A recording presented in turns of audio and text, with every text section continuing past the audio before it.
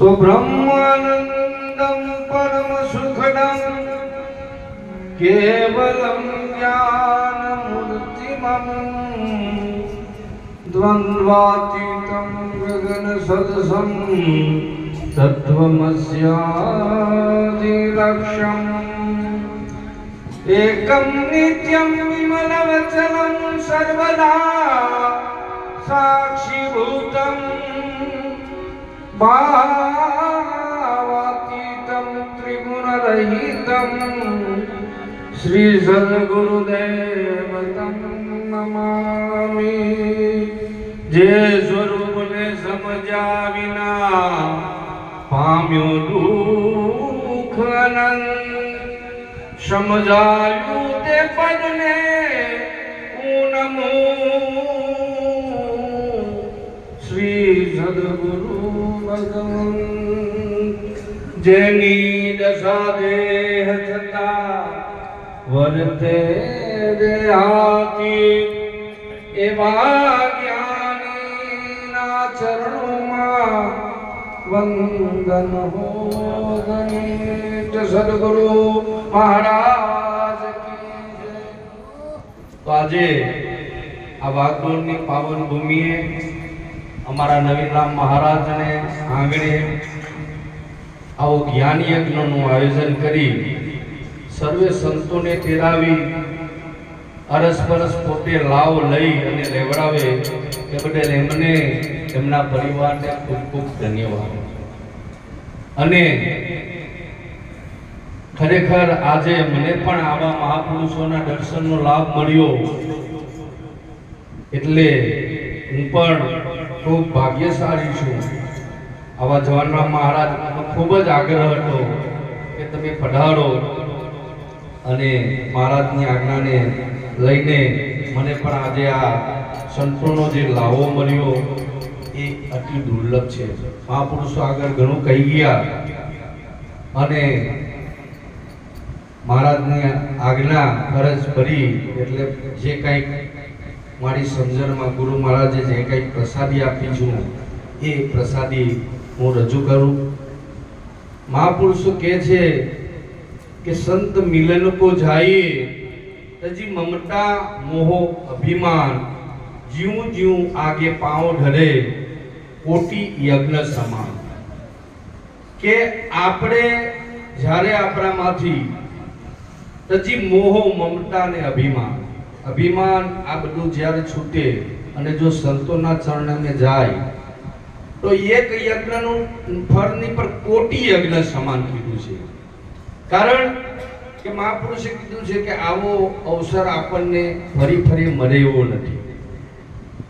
મોગો મનુષ્ય દે ફરીને ફરીને મરે નહીં વારંવાર માટે ભાઈ તું ભજી લેને કીર્તા। આપણને વારંવાર મહાપુરુષો ચેતવણી આપી ગયા કે આવો અમૂલક અવસર આપણને વારંવાર મળે એવો નથી। અને એની તપાસ કરવી હોય તો આગળ સરકાર બાપુએ કીધું કે લાખો ગયા ને તું પણ જવાનો મૂર્ખ મનમાં વિચાર। સાચું કહું છતાં જૂઠું માને તો તારા મુવા કુટુંબને સંભાળ કે તારા ઘરમાંથી જે કોઈ ગયું હોય એ પાછા કોઈના સમાચાર આવ્યા છે? તો આ આપણને જે આ હાલ પહેલા આપણે ક્યાં હતા એની ખબર નહોતી, હાલ છે તો એ આપણને ખબર નથી કે આ શરીરની અંદર હું ક્યાં છું। આપણે પોતાને દેહ માન્યો છે કે દેહ એ હું છું, પણ મહાપુરુષો ના કહે છે કે દેહથી તું જુદો છે। જેમ ઘર અને ઘરનો માલિક જુદો છે તેમ આ અંદર જે બોલી રહ્યો છે કોણ છે, ક્યાંથી બોલે છે, એ બોલનાર કોણ છે? અને આ દેહ છે નાશવંત છે અને એક શાશ્વત છે। જે બોલી રહ્યો એ શાશ્વત છે એટલે કીધું કે નીરખીરનો કરે નિવેડો। અને એ નિવેડો આવા મહાપુરુષોના ચરણે જઈએ ત્યારે જ આપણને ખબર પડે। ત્યાં સુધી આપણે તો આપણને દેહ જ માન્યો છે કે હું દેહ છું, હું આવનારો છું, હું જન્મનારો છું, હું મરનારો છું, હું ખાનારો છું, હું ઊંઘનારો છું। પણ આમાં કોણ ખાય છે, કોણ ઊંઘે છે, કોણ જાય છે, કોણ આવે છે, એટલે મહાપુરુષ આવી સમજણ, હમણાં મહાપુરુષે ખૂબ સુંદર પદ બોલ્યા મહારાજ કે મોક્ષનું દ્વાર એ તો મનુષ્યાદિ કહીએ, અને એવું સમજીને ગુરુ ચરણમાં જઈએ ત્યારે આ ભવનો ભેદ ભાંગે. તો આ ભવનો ભેદ ભાંગવા માટે આપણે આવી કંઈક ચેતવણી, સંતોના સમાચાર રજૂ કરી અને કોઈ જીવને લાગી જાય એના માટે આ જ્ઞાન યજ્ઞનું આયોજન મારા નવીનરામ મહારાજે કર્યું કે કોઈ પણ આ જીવને આ શબ્દ જો લાગી જાય તો એમનું કલ્યાણ થઈ જાય. અને એ મહાપુરુષો કહે છે કે આ નામથી કરાય છે. તો એ નામ ક્યારે મળે, ક્યાંથી મળે અને કેવી રીતે મળે? આપણે નામ તો કહીએ છીએ. હમણાં જ મહારાજ કીધું કે વાલ્મીકી જેવા અડમમાં અડમ હતા, પણ એક નામના પ્રતાપે તળી ગયા. અને રામાયણમાં પણ કીધું છે કે ઉલટ નામ જપટ જગ જાના વાલ્મીકી ભયે બ્રહ્મ સમાના. કે એ નામના પ્રતાપે વાલ્મીકીએ સપ્તકોટી રામાયણ કરી. આવા નામના પ્રતાપે અઢમમાં અઢમ એવા અજામિલ જેવા એ તળી ગયા, સબડી તળી ગઈ. અને એ જ નામ જો આપણે સદગુરુના ચરણે જઈ અને જો જાણી લઈએ તો આપણે પણ આ ભવમાંથી તળે તળે ને તળે. કારણ કે કીધું છે કે નામે અનેક સંતો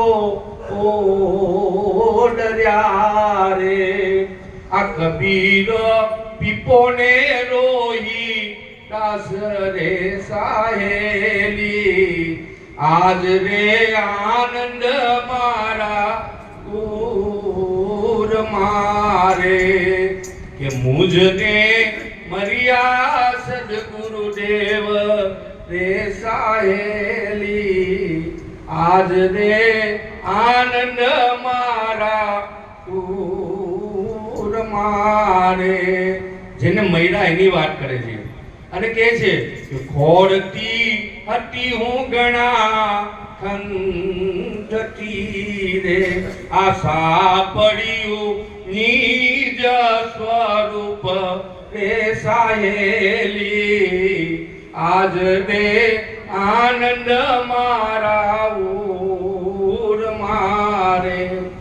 જેને હું ખોરી રહી હતી કે આ હું કોણ છું, આ શરીરની અંદર હું કોણ છું, એ મારા આવા મહાપુરુષો સદગુરુ મહારાજ પાસે જાય તો એ આપણને વિવેકથી સમજાવે.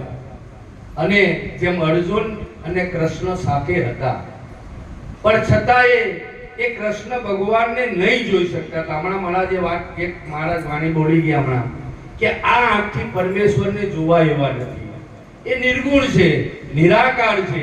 એવી ખૂબ સુંદર એ વાણીમાં રજૂઆત થઈ હતી. તો એ નિરાકાર છે તો એને જોવા કેવી રીતે?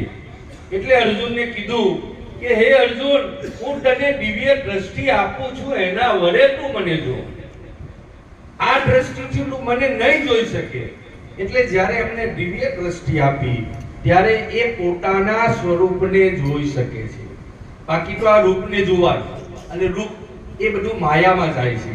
ગો ગો ચરમન જહાં લગ જાય સોઈ સબ માયા જાનહુ બાઈ. આપણી દ્રષ્ટિમાં જેટલું દેખાવામાં આવે છે એ બધું માયા છે. અને માયાથી એટલે મહાપુરુષે કહે કે તું માયાનું વિભાજન કર, શેષ રહે તે ઈશ્વર છે. એટલે આ તન મન ને ધન ને શીશને જ્યારે બાદ કરે ત્યારે પોતાનું સાપડ્યું નિજ સ્વરૂપ, એ નિજ સ્વરૂપની આપણને ઝાંખી થાય છે.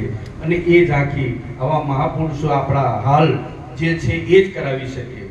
બીજા પાસે જઈએ તો આપણને કાંઈ નહીં મળે. કારણ કે મંદિર આપણા જે છે એ એક પગથિયું છે, પણ ત્યાં જઈને આપણે કદાચ ખાવાનું માંગે તો ન મળે, પણ પ્રગટ પાસે જાઓ તો આપણને મળે. એટલે કીધું છે કે મનસા માલણજી ને ગોરખ જાગતા નંદને સેવ, જાગતા નંદને સેવ તો તને મળે નિરંજન દેવ. આ નિરંજન છે, નિરાકાર છે, પણ આવા મહાપુરુષોના શરણે જાય તો નક્કી કરાવે કે નિરંજન કોણ છે. એટલે આ અર્જુનને એટલે કીધું છે કે ભાઈ આ સાથે ને સાથે હતા પણ છતાંય કૃષ્ણ ભગવાનને ન જોઈ શક્યા.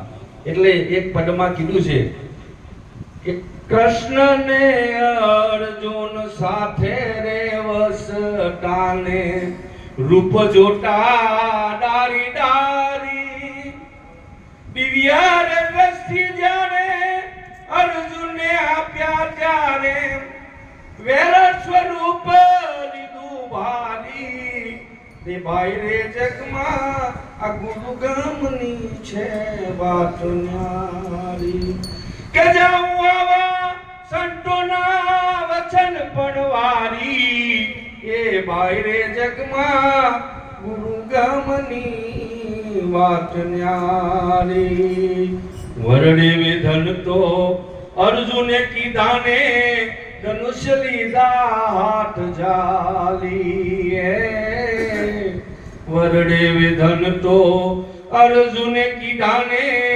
ધનુષ્ય લીધા હાથ જાલી દુર્યોધને હથિયાર એ ઠારે મેલ્યા ત્યારે અર્જુને પોપટ લીધો પાડી એ ભાઈ રે જગમાં આવી ગુરુ ગમની છે વાત ન્યારી અને મહાભારતમાં જ્યારે દ્રોણ ગુરુ પરીક્ષા લે છે 5 પાંડવો અને 100 કૌરવોની એમાં એ વાત આવે છે અને દુર્યોધનને અને બધાને જ પૂછે છે કે ભાઈ તમને શું દેખાય છે? તો પેલો કે મને વર દેખાય છે, પાન દેખાય છે, પક્ષી દેખાય છે. તો કે તમારે આ વર વેદન કરવાની જરૂર નથી. અને છેલ્લે લાચાર થાય છે દ્રોણ ગુરુ કે મારી વિદ્યાનું શું? પણ અર્જુન ત્યારે ઊભો થાય છે ને કહે છે કે હે બાપુ, તમે જો મને આજ્ઞા કરો તો હું આ કામ કરું. અને એમણે જ્યારે આવા આજ્ઞા લઈ અને ઊભા થયા અને કીધું કે બોલો. તો કે બોલ અર્જુન, શું દેખાય છે? કે બાપુ મને ખાલી એક આંખ દેખાય છે, એક લક્ષણ. એટલે કીધું કે તું આ બહાર વાસના બહુડે વ્યાપે નજર ન નાઠે દેખે જે ઘટનામાં સાહેબ ક્યારે ભેટ કે આ ઘટનામાં સાહેબ જેમ તમારું લક્ષાર્થ જો એક હોય કે ભાઈ આપણે લક્ષ્ય શું વીજવું છે અને એવું લક્ષ્ય નક્કી કરીને જેમ અમે નક્કી કરીને આવ્યા કે અમારે અહીંયા વાગડોર જવું છે અને વાગડોર આવી એ લક્ષ્યાર્થ પકડાયું એમ એક લક્ષ્ય પકડીને આપણે પણ ચાલીએ તો આપણું જીવન ધન્ય બની જાય અને 100% આપણને જે પ્રાપ્ત કરવું એ થાય ને થાય. જેમ વિવેકાનંદે કીધું કે તમારે પહેલા લક્ષ્ય નક્કી કરવું પડશે. જ્યાં સુધી લક્ષ્યાર્થ નક્કી નહીં થાય ત્યાં સુધી આ કોઈ પ્રાપ્ત થાય એવું નથી. અને આવા ડબલ ગ્રેજ્યુએટ હતા પણ છતાં એમને પણ એવો ભાવ થયો હતો ત્યારે કે રામકૃષ્ણ પરમહંસને કહે છે કે તમે ભગવાનને જોયા છે? બધાને એવું કહેતો હતા.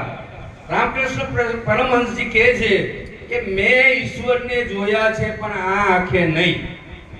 આ ચામડાની આંખ ચામડું જ જોઈ, પરમાત્માને જોઈ શકે નહીં. એટલે એમણે કીધું તો કે તારે જો આ દિવ્ય દ્રષ્ટિ તને મળે તો પરમાત્માને જોઈ શકે. અને એને પાગલ કહેતા હતા. પણ જ્યારે એમને આ વસ્તુ આપી ત્યારે એવો ડબલ ગ્રેજ્યુએટ માણસ એમણે નક્કી કરીને કીધું કે આવા મહાપુરુષો પાસે કાંઈક એવી શક્તિ છે કે જેના વડે જળ પણ ચેતન થાય છે એના સ્પર્શ વડે. એટલે જ્યારે આવી એને અનુભૂતિ થઈ અને ત્યારે કીધું. અને આ મહાપુરુષો પણ એ કહે છે કે સકલ પ્રતિમા જર હેજી બોલે નહીં પણ બોલાય કે દેખો. सब तीरथ में पानी है जी, नाये नहीं पर नाय के देखो. एक पुराण पुराने सब बाट है जी, एक घट का पर्दा खोल के देखो. अनुभवी यार कबीर कहे ए नाम विना सब खोल देखो. કે આ ભરેલું છે અને જળ એ ચેતન જ થઈ જાય. પણ ક્યારે? કે આવા મહાપુરુષોના શરણે જાય ત્યારે આ ભેદ પડેલો છે કે જળ અને ચેતન, જીવ અને ઈશ્વર, જીવ અને જીવ. આ બધા જે પંચ ભેદની અંદર આ આપણે ભૂલા પડ્યા છે. એટલે એ પંચ ભેદનું નિવારણ આવા મહાપુરુષોના શરણે જાય તો આપણને ખબર પડે. અને ત્યારે ખબર પડે કે આ રામાયણ તો કીધું જ છે કે હરિ વ્યાપક સર્વત્ર સમાના પ્રેમ સે પ્રગટ કોઈ में जाना. પરમાત્મા અણુ અણુમાં વ્યાપક છે. આપણે પ્રદાથને જોઈ શકીએ, અણુને તો જોઈ જ ન શકીએ. જ્યારે સૂક્ષ્મ દર્શક યંત્ર વડે જ અણુને જોઈએ તો પરમાત્મા કેવા હશે? એટલે કે અણુથી પણ અણુ અને વેરાટથી પણ વેરાટ આવા પરમાત્મા છે. પણ ક્યારે આવા મહાપુરુષોના શરણે જઈ અને જો આવી દિવ્ય દ્રષ્ટિ લઈએ તો જ એના દર્શન થાય, નહીં તો કોઈ કારે દર્શન થાય એવા નથી. એટલે આગળ કીધું કે શબ્દના પારખો હોય તે સમજે, અને એ તો જુએ છે ધારી ધારી. આમાં જ્યારે આવા પારખું બેઠા હોય એને એક એક શબ્દની ઉપર નજર હોય છે. એ ગાવામાં તાલમાં નહીં હોય, એમની નજર શબ્દ પર હોય છે. એટલે કીધું કે ખોજ કર શબ્દ કી ખોજ કર, મોજ કર યાર તું બહાર ક્यों ढूंढता. ताट कही माट अरे बाहर को ढूंढता, ताट कही बाल का बोलता, भेद भीतर नहीं बाल का बूझता, माट को ढाउकता, दूध क्यों आपता, बालक तुझे नहीं पहाड़ को कूदता. માતાના સ્તનમાંથી દૂધ ઝરે છે પણ એમ પ્રાપ્ત થાય એવું નથી. પણ જ્યારે બાળક બને અને એનો પ્રેમ જ્યારે થાય ત્યારે એક દૂધ મળે છે. જેમ ગાયને વાછરડા અવાડામાં પણ દૂધ હોય છે પણ એ એમ પ્રાપ્ત થતું નથી. જ્યારે એનામાં ભાવ હોય ત્યારે એ દૂધ પ્રાપ્ત થાય છે. નહીં તો આપણે ચીરીએ ને તો લોહી નીકળે. તેમ આ મહાપુરુષો જ્યારે એમની આવી અમૃત વાણીનો લાભ આપણને ક્યારે મળે કે જિજ્ઞાસુ કોઈ વત્સ હોય આવા અર્જુન જેવો સર્વ ઉપનિષદ ગાવો ડોડા ગોપાલનંદ આવા સદગુરુ એનું દોહન કરી અને આપણને આ અમૃત પાય છે. ત્યારે આપણને આવું અમૃત મળે છે. એ તો આવા સદગુરુની કૃપા થાય ત્યારે, નહીં તો મળે એવું નથી. એટલે કીધું છે કે આ શબ્દના પારખું હોય કે સમજે, એ તો જુએ છે ધારી ધારી. ગુરુ પ્રતાપે ગાય મુબારક, આ સદગુરુ ધણી બલિહારી. આ સદગુરુની બલિહારી સિવાય આવી કઈ વસ્તુ આપણને પ્રાપ્ત થાય એવી નથી. તો એવો આપણને યોગ મળ્યો છે. મહાપુરુષો ઘણા છે, સમય પણ ઓછો છે, અને આટલી મને જે તક આપી એ બદલ હું પણ મારી વાણી પવિત્ર થયા આવા સંતોના ચરણોમાં આટલું કઈ મારી વાણીને હું વિરામ આપું. જે કઈ ભૂલ હોય એ હું આપણને ભૂલ માફી માંગુ છું. કદાચ બોલાઈ ગયું હોય, કારણ કે સંતો ખૂબ જ વિવેકી હોય છે અને બાળક સમજીને મને ક્ષમા કરે. આટલું કહી મારી વાણીને વિરામ આપું. બોલો સદગુરુ